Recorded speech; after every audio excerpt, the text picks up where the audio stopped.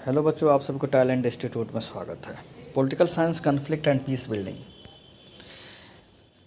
ठीक है, Delhi university NC जो भी अभी पेपर होने वाला है आप लोगों को, NCEE का, ठीक है ना, तो उन लोगों के लिए है और बहुत सारा इसका क्वेश्चन अपलोड है और ये इंपॉर्टेंट क्वेश्चन है। समझौता वार्ता की अवधारणा को स्पष्ट कीजिए। समझौता वार्ता को अंतर्राष्ट्रीय संघर्ष समाधान की एक महत्वपूर्ण तकनीक क्यों माना जाता है। ठीक है, तो समझौता वार्ता आमतौर पर एक विशेष संगठन या स्थिति की ओर से कार्य कर रहे प्रशिक्षित वार्ताकार के साथ खुद को प्रकट करती है। इसकी तुलना मध्यस्थता के साथ ही की जा सकती है। मध्यस्थता मतलब जो झगड़े को सुलटाने आता है, यानी बचाने के लिए आता है, उसको कहते हैं मध्यस्थता। जहाँ एक तटस्थ तृतीय पक्ष दोनों पक्षों के तर्कों को सुनता है और दोनों दलों के बीच एक समझौता कराने में मदद करने का प्रयास करता है। इसका संबंध पंचायत से भी है, जैसा कि ये कानूनी कार्रवाई में होता है। दोनों पक्ष अपने मामले के गुणों के लिए तर्क रखते हैं और उसके बाद एक पंच दोनों दल की परिणाम का फैसला करता है। ठीक है, समझौता वार्ता के आवश्यक भागों की बेहतर समझ विकसित करने के लिए उसे विभाजित करने के कई भिन्न तरीके हैं। समझौता वार्ता के एक नज़रिए में 3 बुनियादी तत्व शामिल है: प्रक्रिया, व्यवहार और पदार्थ। ठीक है, प्रक्रिया का संदर्भ इस बात से है कि दल कैसे समझौता वार्ता करते हैं, वार्ताओं का प्रसंग, वार्ताओं में दलों द्वारा प्रयुक्त रणनीति और अनुक्रम और चरण जिनमें ये सभी फलीभूत होंगे। व्यवहार इन दलों के बीच संबंधों, उनके बीच संवाद और उनके द्वारा अपनाई जाने वाली शैलियों को दर्शाता है। पदार्थ जिसके लिए 2 आदमी झगड़ा करते हैं, यानी 2 समूह झगड़ा करता है, उसके लिए उसको पदार्थ बोला गया है। पदार्थ का तात्पर्य उस चीज़ से है जिसके लिए ये दल समझौता वार्ता करते हैं। एजेंडे, मुद्दे, ठीक, कोई भी एजेंडा हो सकता है, मुद्दा हो सकता है, विकल्प और समझौता जिस पर अंत में पहुंचा जाता है। समझौता वार्ता के अन्य नज़रिए में 4 तत्व शामिल है: रणनीति, प्रक्रिया और उपकरण और युक्ति। रणनीति में शीर्ष स्तर के लक्ष्य शामिल होते हैं आमतौर पर, जिसमें शामिल होते हैं रिश्ते और अंतिम परिणाम। प्रक्रियाओं और उपकरणों में शामिल है उठाए जाने वाले कदम और दूसरे दलों के साथ वार्ता की तैयारी और वार्ता के दौरान दोनों में अपनाई जाने वाली भूमिकाएं। युक्ति में शामिल है अधिक विस्तृत बयान और कार्य और दूसरों के बयानों और कार्रवाई के लिए दी गई प्रतिक्रियाएं। कुछ लोग इसमें अनुनय और प्रभाव को जोड़ते हैं। उनका कहना है कि आधुनिक समय की समझौता वार्ता की सफलता के लिए अभिन्न बन गए हैं और इसलिए इन्हें छोड़ा नहीं जाना चाहिए। वकालत दृष्टिकोण में एक कुशल वार्ताकार आमतौर पर समझौता वार्ता में एक दल के वकील के रूप में कार्य करता है और उस दल के लिए सबसे अनुकूल संभावित परिणामों को प्राप्त करने का प्रयास करता है। इस प्रक्रिया में वार्ताकार उस न्यूनतम परिणामों का निर्धारित करने का प्रयास करता है जिसमें दूसरा दल स्वीकार करने को तैयार है और फिर उनकी मांगों के तदनुसार समायोजित करता है। वकालत दृष्टिकोण में एक सफल समझौता वार्ता तब मानी जाती है जब वार्ताकार अपने दल द्वारा इच्छित सभी या अधिकांश परिणामों को दूसरे दल को समझौता वार्ता को खंडित करने के लिए बिना भड़काए प्राप्त करने में सक्षम होता है, जब तक कि समझौता वार्ता का सर्वोत्तम विकल्प स्वीकार न हो जाए। ठीक है, पारंपरिक समझौता वार्ता को एक तय पाई की धारणा की वजह से कभी कभी जीतो हारो कहा जाता है, यानी कि एक व्यक्ति का लाभ दूसरे व्यक्ति की हानि में परिणत होता है। यह केवल तभी सच है जब केवल एक ही मुद्दे को हल किए जाने की ज़रूरत है, जैसे कि एक सरल बिक्री समझौता वार्ता में कीमत। समझौता वार्ता के सबसे प्रसिद्ध दृष्टांत में शायद नारंगी पर हुई एक चर्चा शामिल है। सबसे स्पष्ट दृष्टिकोण था उसे आधा काटना है और प्रत्येक व्यक्ति को उससे उचित हिस्सा मिल जाता है। लेकिन जब वार्ताकारों ने एक दूसरे से अपने हितों को लेकर बातचीत करनी शुरू की तो समस्या का बेहतर समाधान स्पष्ट हो गया। अपने नाश्ते के लिए नारंगी के रस के इच्छुक व्यक्ति ने वह भाग ले लिया और मुरब्बा बनाने के इच्छुक व्यक्ति ने छिलका वाला हिस्सा ले लिया। दोनों पक्षों के अंत में अधिक ही मिला। दोनों में से कोई समझौता विशेष रूप से रचनात्मक नहीं है। समझौता वार्ता की अन्य शैलियाँ भी है। शैली ने समझौता वार्ता के लिए 5 शैलीय प्रतिक्रियाओं की पहचान की है। व्यक्तियों में अक्सर कई शैलियों की ओर मजबूत झुकाव हो सकता है। एक समझौता वार्ता के दौरान इस्तेमाल की जाने वाली शैली अन्य कारकों के साथ साथ प्रसंग और दूसरे दलों के हितों पर निर्भर करती है। इसके अलावा समय के साथ शैली भी बदल सकती है। समझौता परक वे व्यक्ति जो अन्य दलों को समस्याओं को सुलझाने पसंद करते हैं और व्यक्तिगत संबंधों को संरक्षित करते हैं। समझौता परक व्यक्ति अन्य दलों को भावनात्मक स्थिति, शारीरिक हाव भाव और मौखिक संकेतों के प्रति संवेदनशील होते हैं हालांकि वे ऐसा महसूस कर सकते हैं कि उनका लाभ लिया गया है जब दूसरे दलों संबंधों पर थोड़ा कम जोर देता है।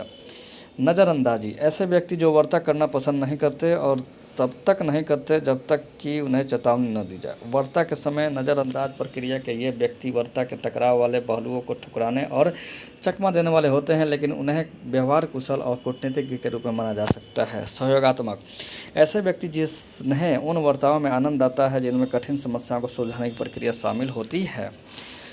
सहयोगात्मक व्यक्ति अन्य दलों के सरोकारों और हितों को समझने के लिए वार्ता का उपयोग करना अच्छी तरह जानते हैं, तथापि वे साधारण स्थितियों को अधिक जटिल बनाकर समस्याओं को पैदा कर सकते हैं।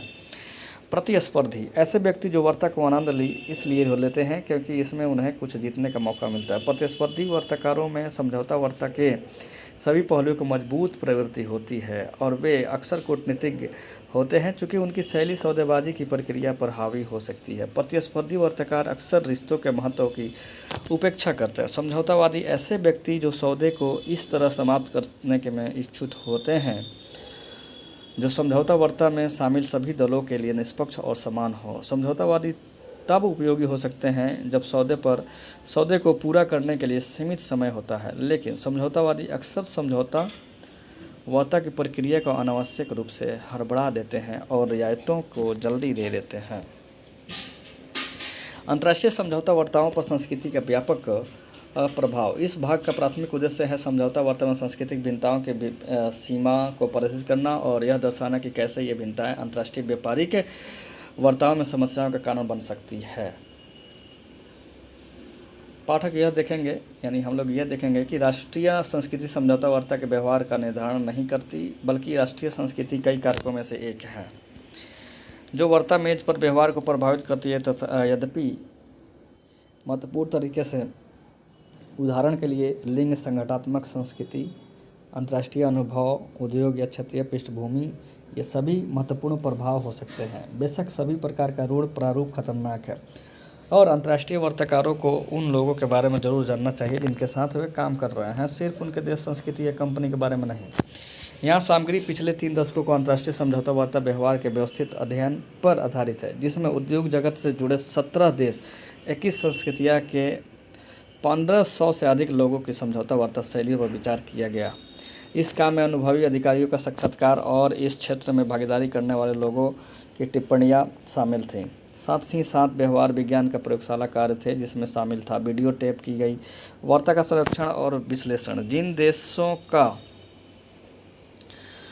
देशों का अध्ययन किया गया था उनमें शामिल थे जापान, दक्षिण कोरिया, चीन में जो है तंजानिया, ग्वांगजे और हांगकांग, वियतनाम, ताइवान, फिलीपींस, रूस, इजराइल, नॉर्वे, चेक गणराज्य, Germany, France, Britain, Spain, Brazil, Mexico, Canada और संयुक्त राज्य अमेरिका। इन देशों को इसलिए चुना गया क्योंकि वे अमेरिका के वर्तमान और भविष्य के सबसे महत्वपूर्ण व्यापारिक भागीदारों का गठन करते हैं। कई संस्कृतियों में मोटे तौर पर देखते हुए जो 2 महत्वपूर्ण सबक निकाले जा सकते हैं। पहला ये कि क्षेत्रीय सामान्यीकरण अक्सर सही नहीं होते। उदाहरण के लिए जापानी और कोरियाई समझौता वार्ता की शैली कुछ मायनों में काफ़ी समान है, लेकिन अन्य तरीकों से अधिक भिन्न लग सकती है। अनुसंधान से पता चला दूसरा सबक है कि जापान एक असाधारण स्थान है। समझौता वार्ता की शैली के लगभग हर आयाम पर जापानी लोग पैमाने पर अंत या फिर उसके पास है। उदाहरण के लिए अध्ययन की गई संस्कृतियों में जापानी लोग न्यूनतम चक्षु संपर्क का उपयोग करते हैं। कभी कभी अमेरिकी दूसरे छोर पर होते हैं, लेकिन वास्तव में अधिकांश समय अमेरिकी बीच में कहीं होते हैं। अब हम लोग देखेंगे कि यह बात इस अनुभाग में प्रस्तुत आंकड़ों में जाहिर होती है, ठीक है ना। अंतर्राष्ट्रीय वार्ताओं में अनुवाद समस्याओं अक्सर महत्वपूर्ण होती है और जब भाषाई तौर पर पृथक होती है तो अधिक समस्याएं का पूर्वानुमान लग जाना चाहिए। विशेष रूप से वैश्विक समझौता वार्ता चुनौतीपूर्ण काम हो सकती है। अक्सर अंग्रेजी भाषा का प्रयोग किया जाता है, ठीक है ना। अभी देखिए हमारे देश में भी अंग्रेजी पर ज़्यादा बल दिया जाता है क्योंकि सारे देश में अंग्रेजी को ही ज़्यादा दिया जाता है, ठीक है ना। विशेष रूप से अंग्रेजी, इसलिए अंग्रेजी पे बातचीत होता है किसी भी मेज पे, ठीक है ना। लेकिन मेज पर इसे अधिकांशी अधिकारियों द्वारा दूसरी भाषा के रूप में बोला जा सकता है। वास्तव में इंग्लैंड, भारत और अमेरिका के देशी वक्ताओं को अक्सर एक दूसरे को समझने में परेशानी होती है। अंतर्राष्ट्रीय सहभागिताओं में से सटीक अनुवाद एक लक्ष्य है जिसे लगभग कभी प्राप्त नहीं किया गया है, ठीक है। अब सोच और निर्णय लेने की प्रक्रिया में अंतर। जब समझौता वार्ता के किसी जटिल कार्य को सामना करना पड़ता है तो अधिकांश पश्चिमी लोग यानी पश्चिमी देश के लोग जो है विशाल कार्यों को छोटे कार्यों को एक श्रृंखला में विभाजित कर लेते हैं। मुद्दे जैसे कीमतें, अदायगी, वारंटी और सेवा अनुबंध को एक समय में एक मुद्दा से सुलझाया जा सकता है, जहां अंतिम समझौता छोटे समझौते का अनुक्रम का योग होगा।